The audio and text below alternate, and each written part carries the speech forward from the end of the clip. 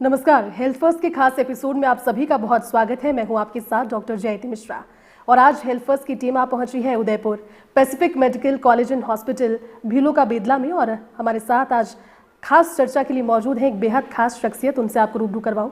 हमारे साथ मौजूद हैं डॉक्टर सबा मंसूर। मैम, बहुत बहुत स्वागत है आपका। आपको मैम के बारे में बताएं तो प्रोफेसर हैं डिपार्टमेंट ऑफ कम्युनिटी हेल्थ। अब आप सोचेंगे कम्युनिटी हेल्थ क्या है। आप सभी ने सुना होगा सर्वे भवन्तु सुखिनः सर्वे सन्तु निरामया, या फिर ये सुना होगा कि पहला सुख निरोगी काया। लेकिन अपनी काया का सुख तो सब देखते हैं, कम्युनिटी यानी कि समाज की हेल्थ, समाज को एक साथ रखकर समाज की भी इम्यूनिटी बढ़े अगर आपकी बढ़ रही है तो। और जो रोग प्रिवेंशन है उस पर बहुत ज़्यादा फोकस कम्युनिटी डिपार्टमेंट जो है हेल्थ वाइज वो करता है। मैंने ठीक कहा मैम? बिल्कुल। तो मैम ये मैं चाहूँगी आप दर्शकों को अपने इंट्रोडक्शन के साथ में थोड़ा सा आपके बारे में किस तरह की जीवनी रही, किस तरह का सफ़र रहा अब तक, वो बताइए। और उसके बाद में कम्युनिटी हेल्थ, ये एक डिफरेंट टर्म है। हम अमूमन सुनते हैं कि खुद की हेल्थ का लोग ध्यान रख लें, अपने शरीर को स्वस्थ रख लें, लेकिन सारे समाज को या फिर आप आसपास का जो एक ग्रुप है, ग्रुप ऑफ पीपल, उसको हेल्दी रखना, उसकी हेल्थ को तवज्जो देना, ये कम्युनिटी हेल्थ के दायरे में आता है। उसे थोड़ा सा और समझाइएगा। कम्युनिटी हेल्थ ये है कि community of the people, by the people, for the people. तो कम्युनिटी की जो हेल्थ है, जो स्वास्थ्य है, कम्युनिटी से ही शुरू हो जाती है। वैयक्तिक इलाज नहीं होती है, बट जो समुदाय है उसके स्वास्थ्य पर ज़्यादा गौर दिया जाता है। तो इसमें आ जाती है आपकी जीवन शैली, आपकी जो पोषण है, खाने का पोषण है, वो आप कैसे आप फॉलो करते हो, और जो शराब है, धूम्रपान है, उससे आप कैसे परहेज़ रख सकते हो, और वातावरण को कैसे स्वस्थ रख सकते हो, और आपकी जो रोज़ की जो जीवन है उसमें शारीरिक स्वास्थ्य के साथ साथ मानसिक स्वास्थ्य का आप कैसे देखभाल करते हो, इसको आप एजुकेशन या हेल्थ एजुकेशन, शिक्षा के द्वारा आप कर सकते हो।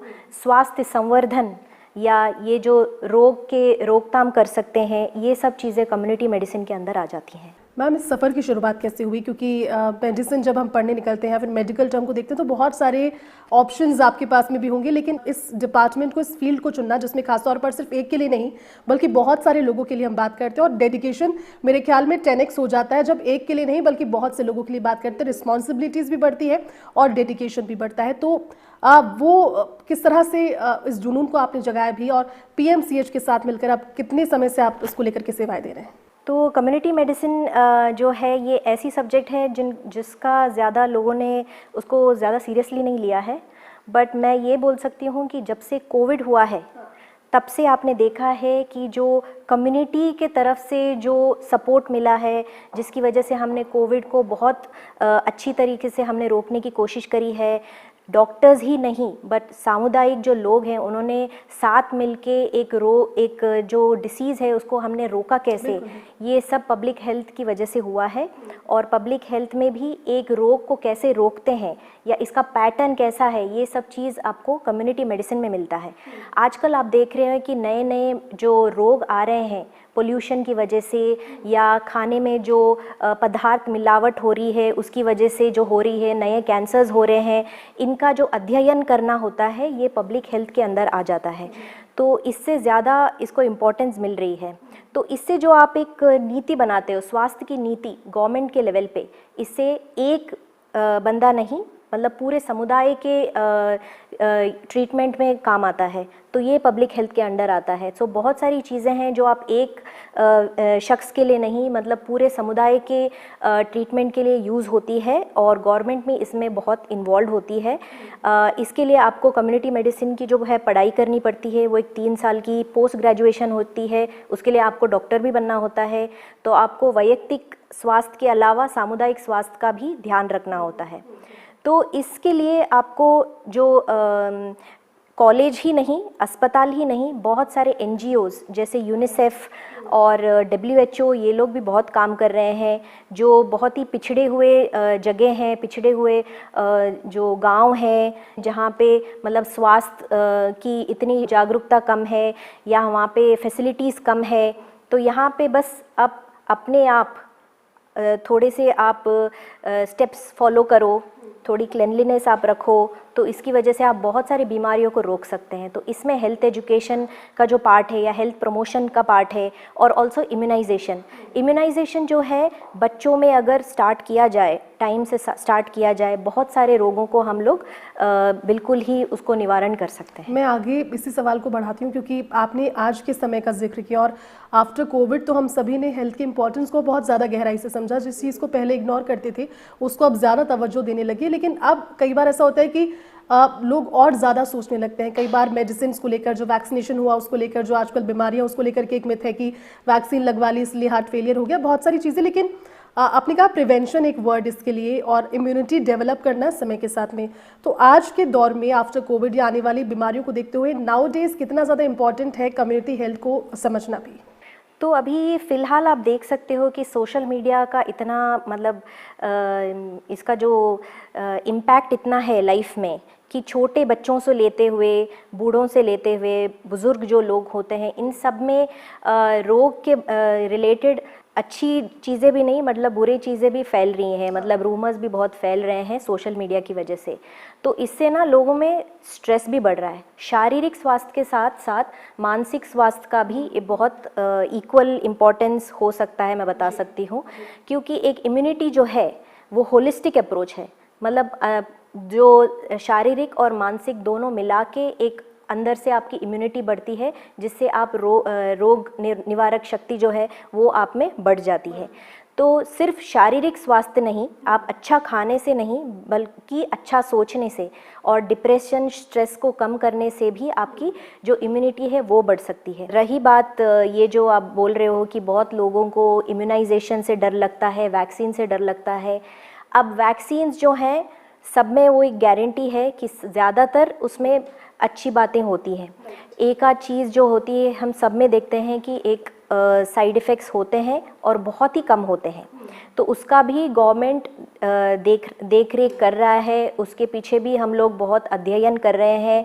और एक वैक्सीन आने में बहुत साल लगते हैं, उसमें बहुत अध्ययन होता है, और कोई साइड इफ़ेक्ट हो तो पहले ही बताया जाता है और बहुत कम लोगों में देखा जाता है। तो इसका मतलब ये नहीं कि आप वैक्सीन ना लो। सभी को ये हो और सभी को। लेकिन आपने फिजिकल और मेंटल दोनों पर्सपेक्टिव से इसका जिक्र किया, और ये बहुत इंपॉर्टेंट है क्योंकि दोनों एक दूसरे के समानांतर है। अगर किसी की फिजिकल हेल्थ खराब है तो मेंटल भी वो डिरेल होगा ही, मेंटल खराब है तो फिजिकली भी वो डिरेल होगा। लेकिन दोनों को कम्युनिटी हेल्थ में किस तरह से तवज्जो दी गई है, फिजिकल, मेंटल, और इसकी बेहतरी के लिए क्या करना चाहिए एक ग्रुप के हिसाब से देखा जाए तो हेल्थ अवेयरनेस ये बहुत इम्पॉर्टेंट है, और इसमें health education and health promotion करके मेजर पार्ट्स होते हैं, जहाँ पे हम लोगों को जाके उनको इन चीज़ों के बारे में इंफॉर्मेशन देते हैं। ऐसे देते हैं कि वो समझ सकें, बहुत कॉम्प्लिकेटेड भी नहीं होता है। हम उनको ऐसे समझाएंगे कि वो समझ सकें और अपने डेली लाइफ में उसको इन्वॉल्व कर सकें। इतना मुश्किल भी नहीं होता कि अच्छा स्वास्थ्य फॉलो करना। तो इस मेंटल हेल्थ के लिए भी, जैसे लोगों को बहुत एडिक्शंस होते हैं, धूम्रपान, ये क्या बोलते हैं, शराब वगैरह, उनको हम लोग बोल सकते हैं कि आप कोई सेंटर्स ज्वाइन करें जहाँ पे ये नशा मुक्ति केंद्र, वहाँ पे हम लोग उनको रेफ़र कर देते हैं ताकि वो कम हो जाए।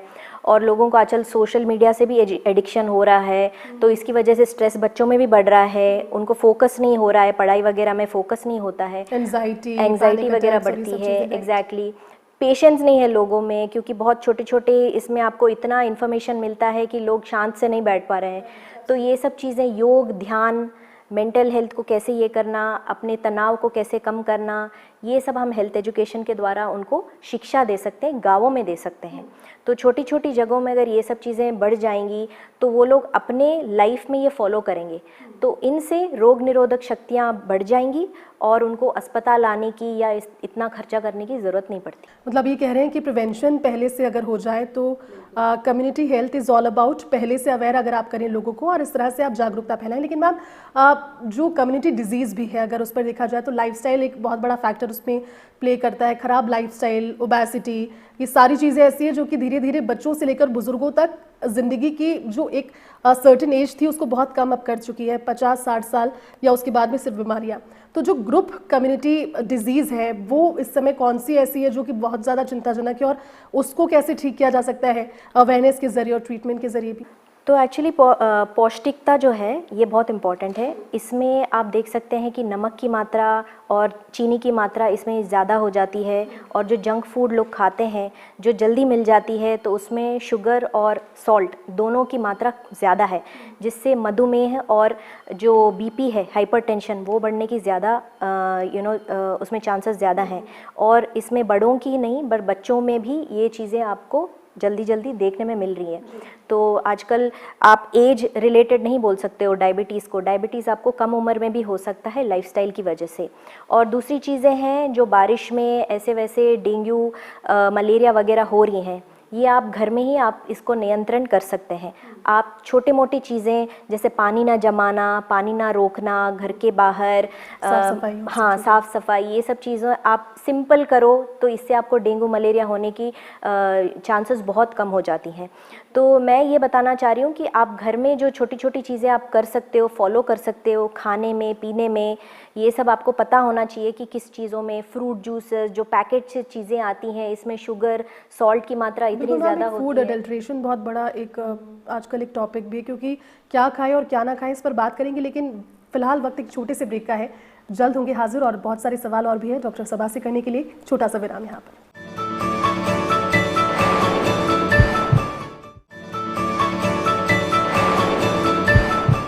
ब्रेक के बाद आपका स्वागत है। हेल्थ फर्स्ट में हम बात कर रहे हैं डॉक्टर सबा से।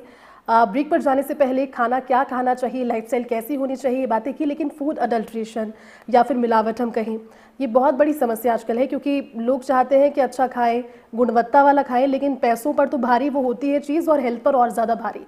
तो ऐसे कौन से फूड रिकमेंडेशंस हैं जो कि आप देना चाहेंगे, और ख़ासतौर पर कम्युनिटी हेल्थ के लिए, भले वो ग्रीन वेजिटेबल्स हो या फिर दूसरी चीज़ें जो कि डाइट में ऐड करने से बहुत हद तक इस चीज़ से निजात भी पा सकते हैं? इंडिया में आप देख सकते हैं कि जो औरतें हैं उनमें आयरन की मात्रा बहुत कम पाई जाती है। राइट, खून की कमी और इसी वजह से। तो इससे आप टैबलेट भी ले सकते हैं, बट आपको घर में, जैसे मैंने बोला, प्रिवेंटिव हेल्थ करना है तो सामुदायिकली आप जब आप घर में करना चाह रहे हो या अपने गांव में करना चाह रहे हो तो ये देखिए कि जिसमें आयरन की मात्रा ज़्यादा हो और जो सस्ती हो, जैसे गुड़ में आयरन की मात्रा ज़्यादा होती है, और हरी सब्जियाँ, इन सब में आयरन की मात्रा ज़्यादा होती है, तो ये आप खाएं। और नॉन वेज हो तो लिवर में ज़्यादा होता है, जो मीट के लिवर्स होते हैं उसमें ज़्यादा होता है।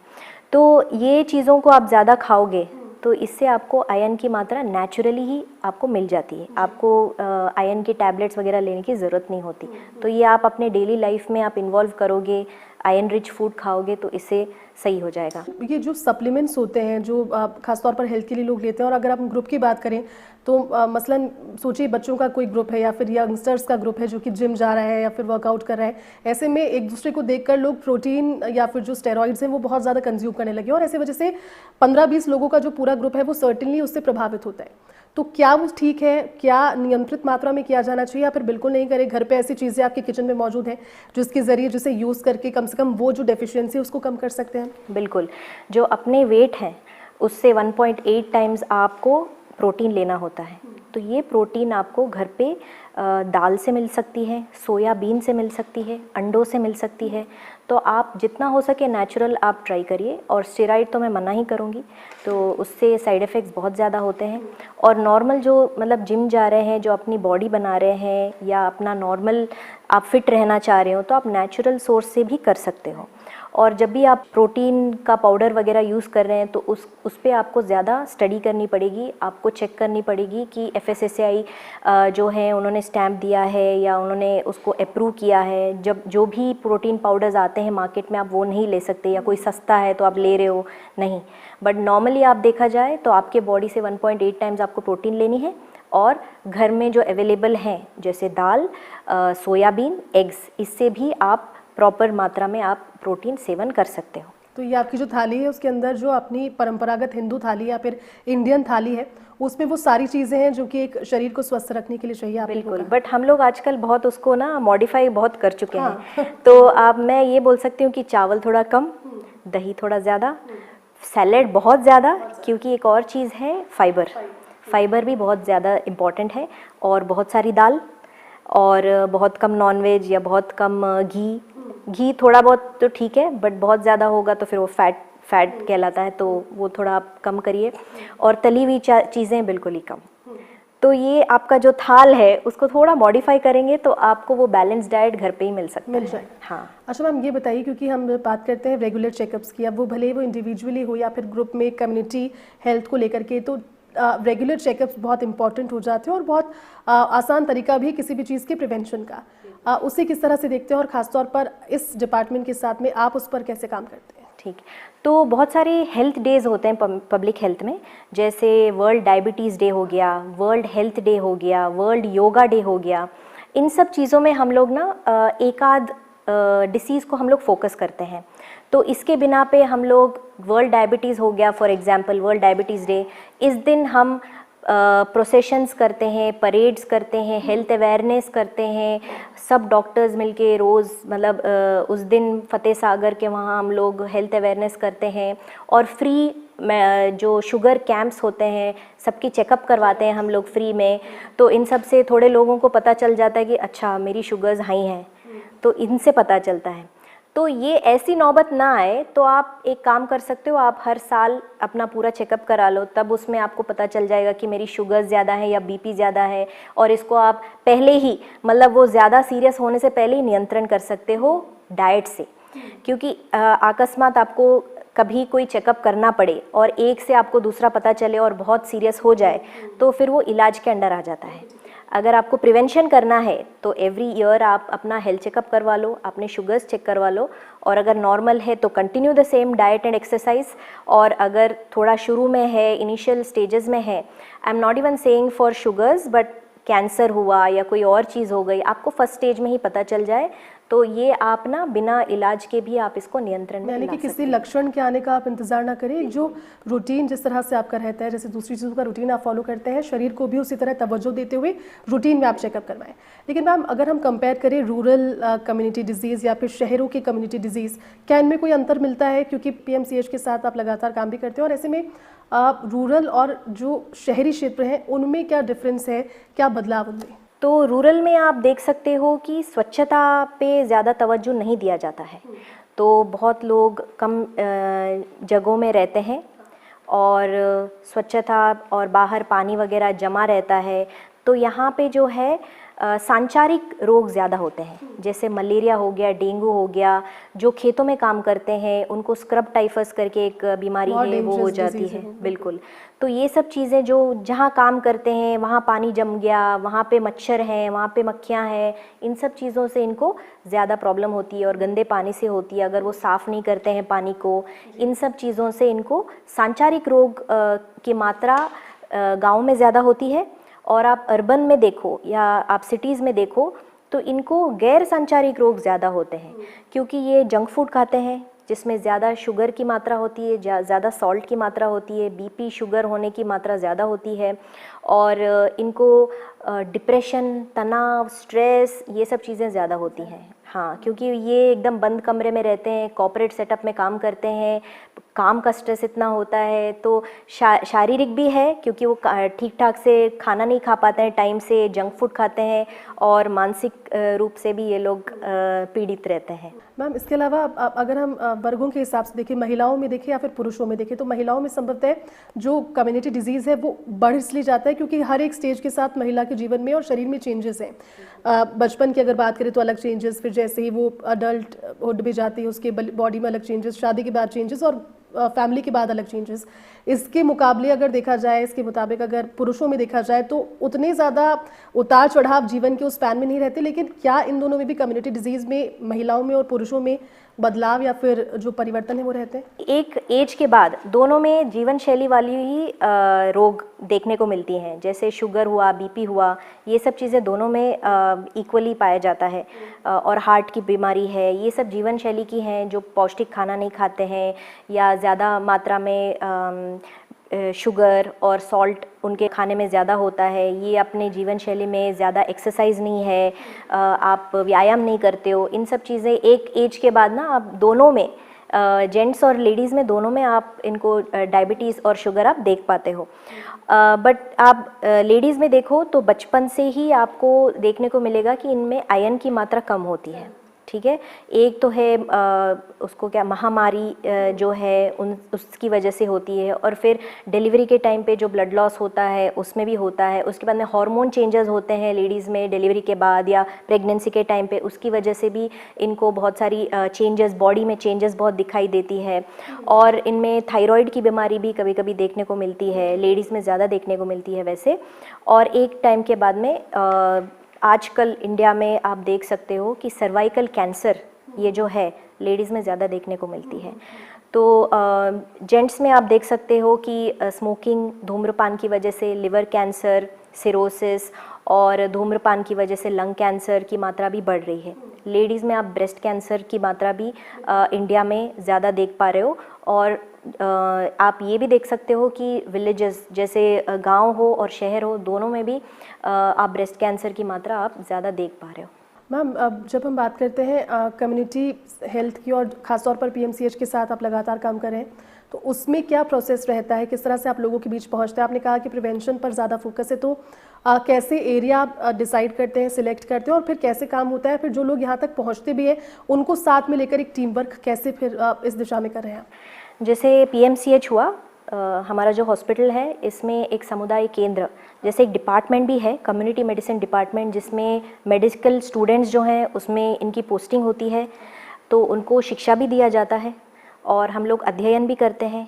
और पीएमसीएच ने बहुत सारे गांवों को एडॉप्ट कर रखा है। अडॉप्ट करा, उनका स्वास्थ्य हमारा वो एक एम बन चुका है, हमारा गोल बन चुका है। तो एक फैमिली एडॉप्शन प्रोग्राम हमने फैमिलीज़ को अडॉप्ट कर रहा है, उनके हेल्थ को हमने अडॉप्ट कर रखा है, वो हमारी जिम्मेदारी हो चुकी है। तो हम लोगों ने बहुत सारे गांवों को, लाइक गोगुंदा, लखावली और बहुत सारे गांवों को जो उदयपुर के इन एंड अराउंड है, हमने उनके जो फैमिलीज़ हैं उनके डिटेल्स ले रखे हैं हमने। और उनके फैमिलीज़ में जो जो हेल्थ वाली हिस्ट्री है या पैटर्न है वो हम फॉलो अप कर रहे हैं। और हर महीने हम जाते हैं, उनसे हम बातचीत करते हैं। कोई प्रेग्नेंट है, कोई बच्चे हैं, उनका टीकाकरण हमारी जिम्मेदारी, उनका जो प्रेगनेंसी है उनकी जो देखभाल है वो हमारी जिम्मेदारी। कोई बुज़ुर्ग है, उनको बीपी शुगर है, उनकी जो भी ट्रीटमेंट वगैरह है वो पीएमसीएच से कराते हैं, वो हम रेफ़र कराते हैं। कोई स्पेशल दिन हो, वर्ल्ड डायबिटीज़ डे, वर्ल्ड जो हाइपरटेंशन या वर्ल्ड हेल्थ डे है, उस दिन हम लोग उनको हेल्थ एजुकेशन भी देते हैं। और ये सब चीज़ें हमने गाँवों को समेत, उनको फैमिली समेत हमने उनको अडॉप्ट कर रखा है। जैसा नाम वैसा काम, कम्युनिटी हेल्थ, यानी कि पूरी कम्युनिटी को साथ में लेकर चलना, ये बहुत अच्छा काम है जो कि आप और आपकी संस्था मिलकर कर रहे हैं। लेकिन मैम, पीएमसीएच में आपका एक बहुत इंपॉर्टेंट रूल भी है, विच इज़ एचडीयू। अब लोगों को इसके बारे में जानकारी नहीं है, क्योंकि आईसीयू हम सभी ने सुना है, इसके अलावा जनरल वार्ड सुना है, लेकिन इसके बीच का ये जो एचडीयू है, what HDU is all about और किस तरह से काम करता है? क्या लगता है कि मरीजों को कब आईसीयू की ज़रूरत नहीं है और जनरल में भी शिफ्ट नहीं किया जा सकता? आप खुद भी इसकी एक बड़ी रिस्पॉन्सिबिलिटी हॉस्पिटल में निभा रहे हो। एचडीयू एक यूनिक कॉन्सेप्ट है जहाँ पे उसको बोलते हैं हाई डिपेंडेंसी यूनिट, ठीक है।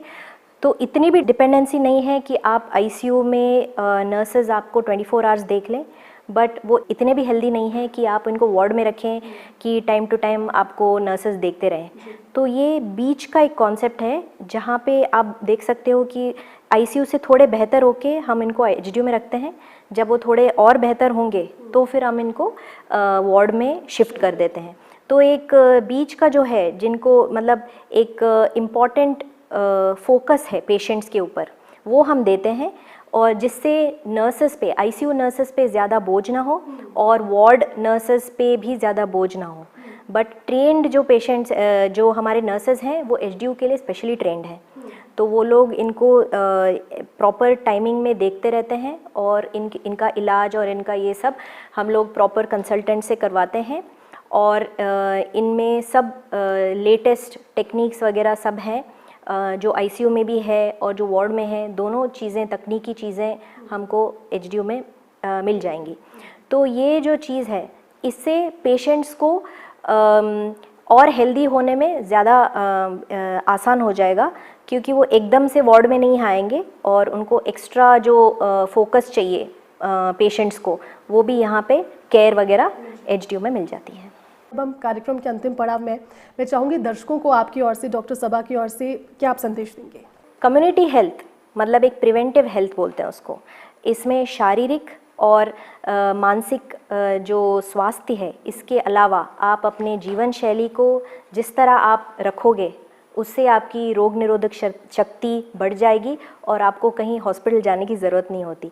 तो अपना जो स्वास्थ्य है वो अपने ऊपर है, अपने हाथ में है। तो हमको कोई डॉक्टर के ऊपर डिपेंड करने की ज़रूरत नहीं है। जब हम अपने स्वास्थ्य की देखभाल खुद करेंगे तो हमें कोई किसी रोग की इलाज की ज़रूरत नहीं होती है। तो शारीरिक हो या मानसिक हो, ये हमारी जिम्मेदारी है, स्वास्थ्य हमारी जिम्मेदारी है। सामुदायिक चिकित्सा जो बोलते हैं उसमें हम एक बंदे की नहीं बल्कि पूरे सामुदायिक जो लोग हैं उन सब की स्वास्थ्य जो है हम उनकी देखभाल करते हैं। तो preventive health is more important than clinical health. So I just want to tell कि प्लीज़ आप अपना हेल्थ पहले उसकी देखभाल करें। आपको रोग आने तक आपको वेट नहीं करना चाहिए। तो आप अपना ख्याल रखोगे तो कोई डॉक्टर की ज़रूरत नहीं होगी आपको। और अगर डॉक्टर की ज़रूरत पड़ती भी है तो फिर आप तक पहुँचे और उसके बाद बिल्कुल किसी टेंशन की अपनी ज़िंदगी को आप आगे बढ़ा सकते हैं। और एक बार फिर से आपको लगता है कि ट्रैक से उतर गई ज़िंदगी तो ट्रैक पर लेकर आ सकते हैं। बहुत शुक्रिया डॉक्टर सबा, बहुत इंपॉर्टेंट बातें आपने की और बहुत सारी चीज़ें जो मन की जिज्ञासा थी उनके सवालों के जवाब आपने दिए। बहुत शुक्रिया, थैंक यू। तो डॉक्टर सबा को आप सुन रहे थे, बहुत सारे सवालों का जवाब उन्होंने दिया। और कम्युनिटी की हेल्थ क्यों इंपॉर्टेंट है, सिर्फ अपनी नहीं बल्कि पूरे समाज की, क्योंकि रहना इसी समाज में है, जीना भी यहाँ पर है। और सभी के साथ में अगर आप आगे बढ़ेंगे तो ज़्यादा जो सफ़र है वो आसान भी होता है। आज के हेल्थ फर्स्ट के एपिसोड में अभी के लिए इतना ही। अगली बार फिर से होगी एक नए एक्सपर्ट के साथ और एक नए विषय के साथ मुलाकात। तब तक के लिए मुझे और मेरी पूरी टीम को दीजिए इजाज़त। नमस्कार।